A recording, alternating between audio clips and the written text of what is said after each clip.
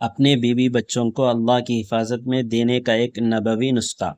حضرت عبداللہ ابن مسعود رضی اللہ تعالی عنہ فرماتے ہیں کہ نبی اکرم صلی اللہ علیہ وسلم کے پاس ایک آدمی آیا اور اس نے کہا کہ یا رسول اللہ صلی اللہ علیہ وسلم، اللہ کی قسم میں اپنی جان، اپنے اہل و عیال اور مال کے بارے میں بہت ڈرتا ہوں۔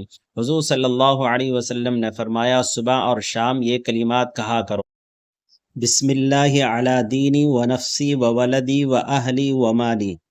میں اپنا دین پر، اپنی جان پر، اپنی اولاد پر، اپنے گھر والوں پر، اپنے مال پر اللہ کا نام لیتا ہوں۔ تو اس آدمی نے یہ کلمات کہنے شروع کر دیے، اور پھر کچھ عرصے کے بعد حضور صلی اللہ علیہ وسلم کی خدمت میں آیا۔ تو حضور صلی اللہ علیہ وسلم نے اس سے پوچھا، تمہیں جو ڈر لگتا تھا اس کا کیا ہوا؟ تو اس نے کہا، اس ذات کی قسم جس نے آپ کو حق دے کر بھیجا ہے، وہ ڈر بالکل جاتا رہا، بالکل ختم ہو گیا یا رسول اللہ صلی اللہ علیہ وسلم۔